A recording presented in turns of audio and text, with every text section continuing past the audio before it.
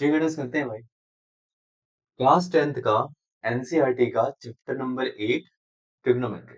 ठीक है भाई साहब, इस चैप्टर ने ना लिटरली लोगों को ना जीना हराम करके रखा है। देखो डेली डेली क्वेश्चन आते हैं कि भैया ये sine theta cos theta tan theta क्या होता है, भैया बता दो please.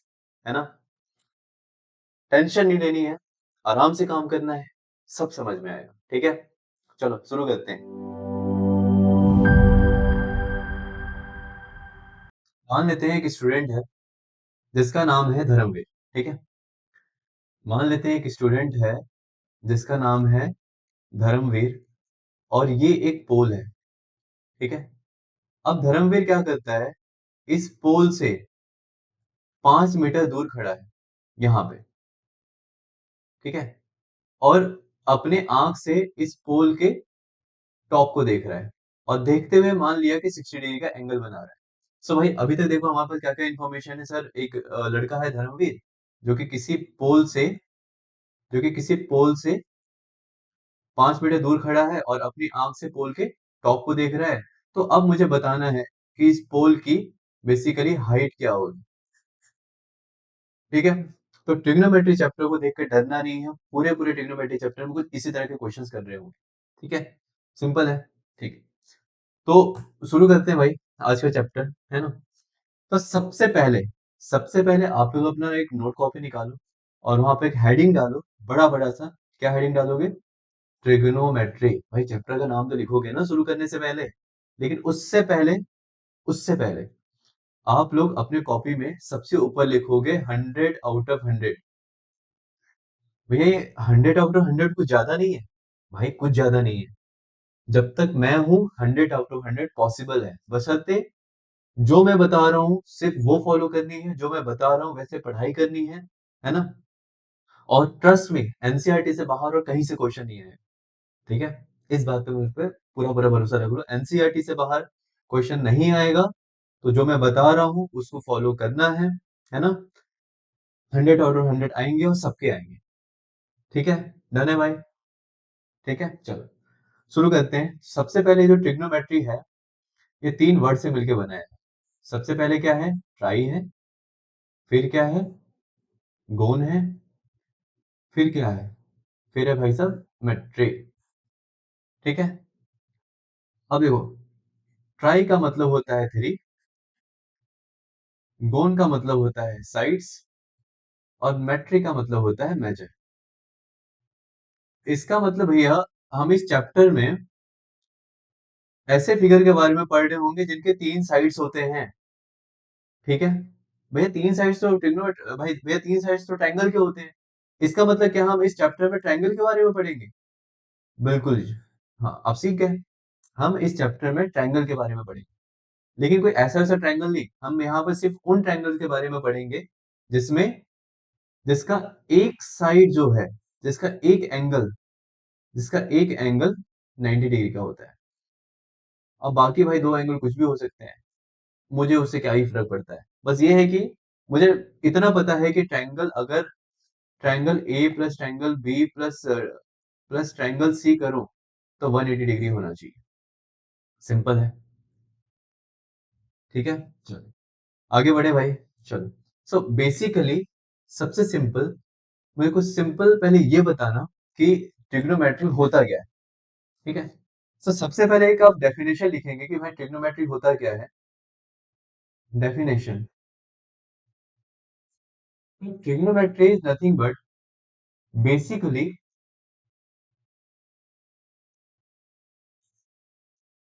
Trigonometry is study of relationship between relationship between the sides and angle of the triangle. ठीक है, सो ट्रिग्नोमेट्री बेसिकली है क्या? सर ट्रिग्नोमेट्री कुछ नहीं है, ट्रिग्नोमेट्री बेसिकली ट्रिग्नोमेट्री में हम स्टडी कर रहे हैं किसी के बारे में, रिलेशनशिप बिटवीन किसी भी ट्रायंगल का साइड और उसके बीच का जो एंगल है, उसके बीच में क्या रिलेशनशिप है, हम उसको स्टडी कर रहे हैं बेसिकली पूरे पूरे ट्रिग्नोमेट्री चैप्टर में, ठीक है। अब अगर क्लास 10th की बात करें, तो क्लास 10th में जो है ट्रिग्नोमेट्री के दो चैप्टर हैं, ठीक है। एक है चैप्टर नंबर 8 और दूसरा है चैप्टर नंबर 9। चैप्टर नंबर 8 क्या है? वह चैप्टर नंबर 8 है इंट्रोडक्शन ऑफ ट्रिग्नोमेट्री, ठीक है। चैप्टर नंबर 9 क्या है? वह जो हम चैप्टर नंबर 8 में ट्रिग्नोमेट्री पढ़ेंगे उसी का यूज है। तो बेसिकली क्या है? एप्लीकेशन ऑफ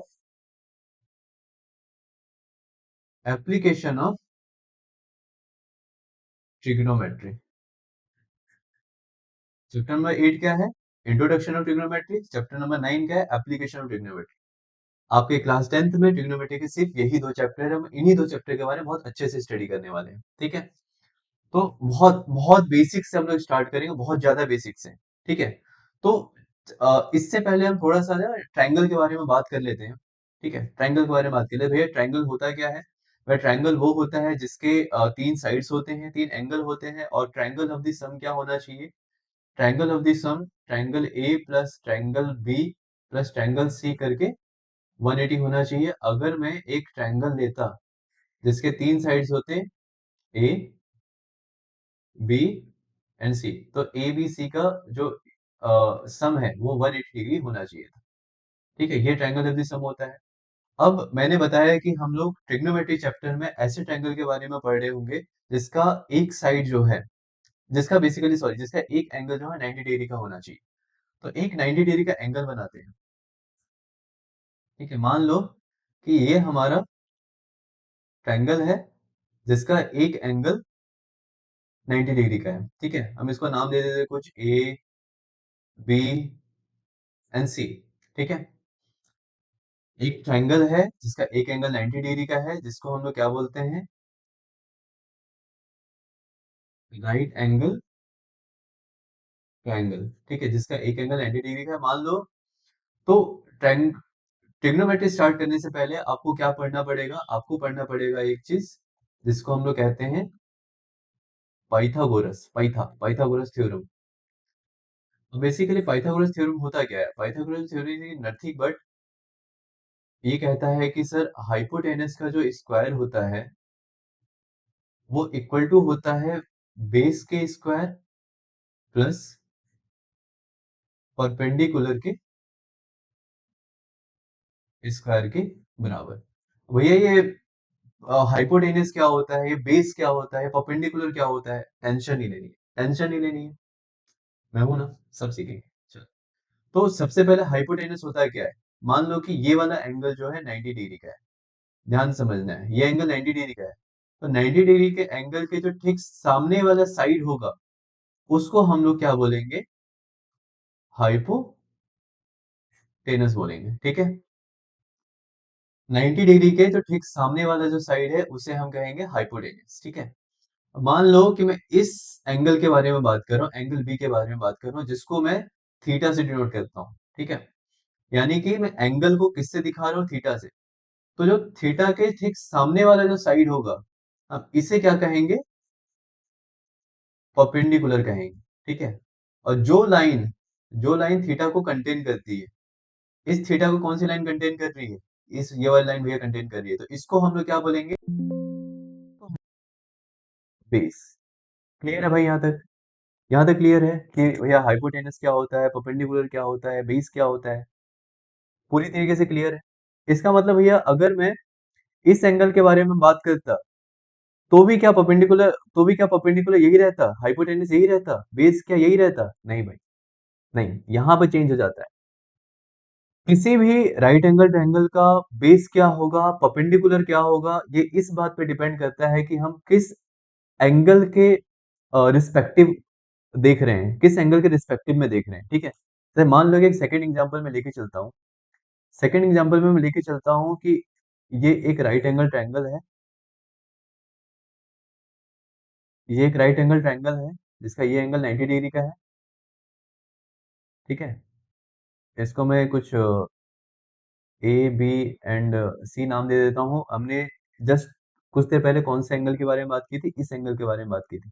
अब मैं मान लेता हूँ, मैं एंगल सी को थीटा मान लेता हूँ। अब मैं इस सी के रिस्पेक्टिव में अगर चेक करूँ, तो भाई हाइपोटेन्यूज तो सेम रहेगा। भाई 90 डिग्री के जो ठीक सामने वाला साइड है, उसे हम लोग क्या कहेंगे भैया? उसे हम लोग कहेंगे हाइपोटेनियस।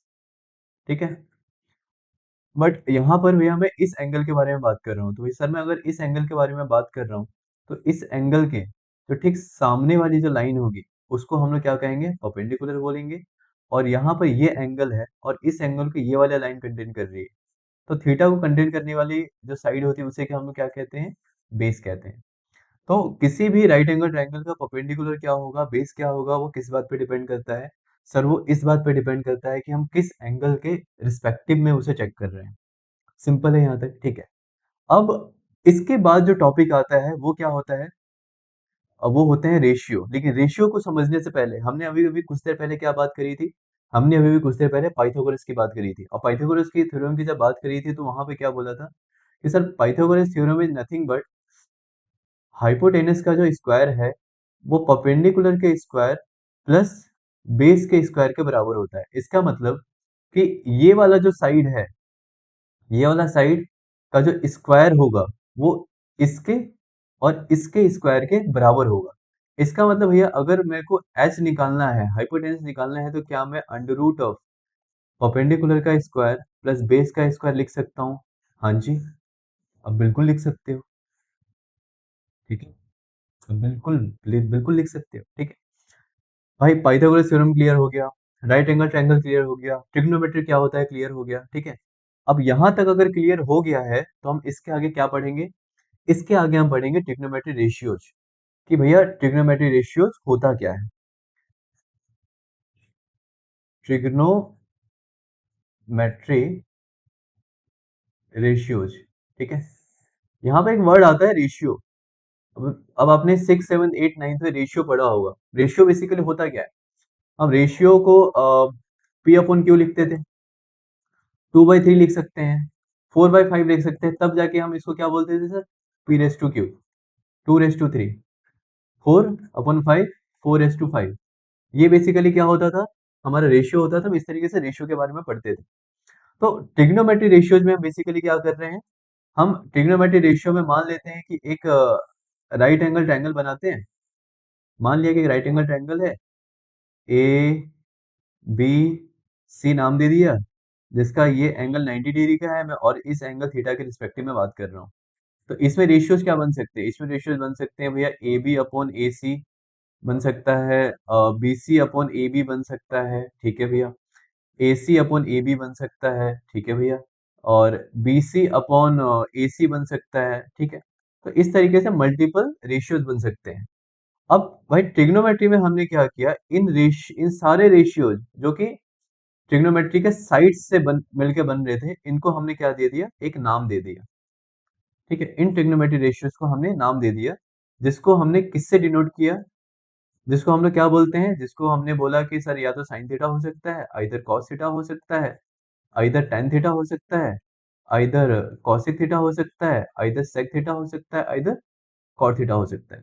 अब हम यहाँ पे इस चीज को बहुत अच्छे से बारीकी से स्टडी करेंगे कि इसमें साइन क्या होता है, cos क्या होता है, tan क्या होता है, cosec थीटा क्या होता है, sec थीटा क्या होता है, और cot थीटा क्या होता है। ठीक है। तो यहाँ पर आप वापस से अच्छे तरीके से फेयर में कंसिडर करते हैं कि हमारा एक राइट एंगल ट्रायंगल है, जिसका ये वाला एंगल 90 डिग्री का है। मैं इस एंगल थीटा की बात कर रहा हूँ। मैं ए बी एंड सी करके इसको नाम दे देता हूँ, ठीक है। अब इस एंगल के रिस्पेक्टिव में बात करूँ, तो 90 डिग्री के ठीक सामने वाला लाइन कौन सा हो जाएगा भैया? ये हो जाएगा हाइपोटेनियस। मैं इस एंगल की बात कर रहा हूँ, तो इस एंगल के ठीक सामने वाला जो साइड होगा, वो क्या होगा? वो हो जाएगा परपेंडिकुलर। और यहाँ पर भैया ये वाली जो लाइन है, ये वाली लाइन जो है थीटा को कंटेन कर रही है, तो इस लाइन को हम लोग क्या कहेंगे? बेस बोलेंगे, ठीक है। अब आपको सबसे पहले एक चीज याद रखनी है। क्या याद रखनी है? आपको याद रखनी है, पंडित बद्रीदत्त पांडे हर हर बोले और सोना चांदी तोले। कैसे याद रखनी है? पंडित बद्रीदत्त पांडे हर हर बोले और सोना चांदी तोले। भैया ये कौन सी कहानी है? भैया इसी से सारी की सारी आपकी ट्रिग्नोमेट्री डिराइव हो जाएगी, ट्रस्ट मी अगर मैं बोल रहा हूँ। देखो भाई कैसे, हमारा जो सबसे पहला रेशियो है वो क्या है? वो है साइन थीटा। अब ये साइन थीटा बेसिकली होता है क्या है? साइन थीटा भैया होता है परपेंडिकुलर अपॉन हाइपोटेनस। यहाँ पे देखो, पंडित बद्रीदत्त पांडे हर हर बोले, तो P by H, P by H, P by H से कौन सा ट्रिग्नोमेट्री रेशियो आ रहा है? Sine theta. ठीक है, अगला क्या है? अगला भैया B बाई एच दिख रहा है, तो B बाई एच से क्या होगा? B बाई एच से होगा भैया आपका कॉस थीटा। देखो B बाई एच से कौन सा आया? C, कॉस थीटा आया। फिर अगला से भैया B बाई बी दिख रहा है, यानी कि परपेंडिकुलर अपॉन बेस दिख रहा है। परपेंडिकुलर अपॉन बेस बेसिकली क्या होता है? Tan theta. देखो B by S, B by P by B, उससे क्या आया? T। T किसे डिनोट कर रहा है? टेन थीटा को डिनोट कर रहा है। C किसको डिनोट कर रहा है? कॉस थीटा को डिनोट कर रहा है। S किसको डिनोट कर रहा है? साइन थीटा को डिनोट कर रहा है। अब इसी फ्रैक्शन को अगर मैं, इसी को अगर मैं उल्टा कर दूं, इसी को अगर मैं उल्टा कर दूं तो क्या बनता है? तो ये बनता है H H B P B P. ठीक है, अब ये इसको ध्यान रखो। अब देखो पहला क्या है? ये पहला है एच बाई पी। अब एच बाई पी बेसिकली क्या है? एच बाई पी है कॉसेक थीटा, जो कि साइन थीटा का उल्टा होता है। ठीक है, फिर है भैया H by B. H by B basically क्या है? सेक थीटा, जो कि कॉस थीटा का उल्टा होता है। और फिर क्या है भैया? B by P. B by P क्या होता है? वह cot theta. Cot theta basically tan theta का उल्टा है। सिंपल है, यहाँ तक क्लियर है? ठीक है, सब लोग अच्छे से नोट्स बनाते जाना भाई, सही में। ठीक है, नोट्स बनाते रहना बस।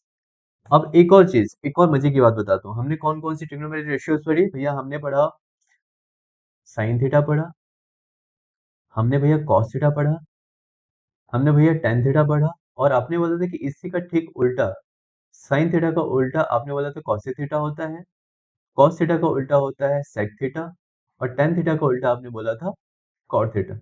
तो क्या मैं ऐसे लिख सकता हूं कि one upon sine theta equal to cosec theta, one upon cos theta equal to sec theta, one upon में tan theta equal to cot theta?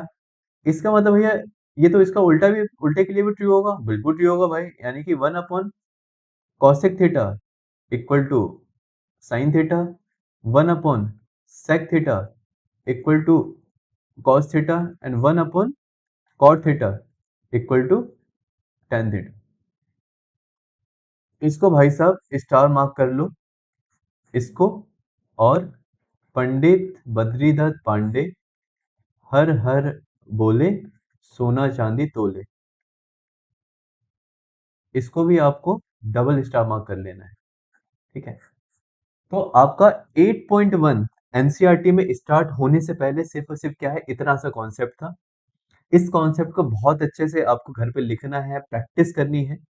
उसके बाद हम लोग क्या करेंगे? नेक्स्ट लेक्चर में 8.1 स्टार्ट करेंगे।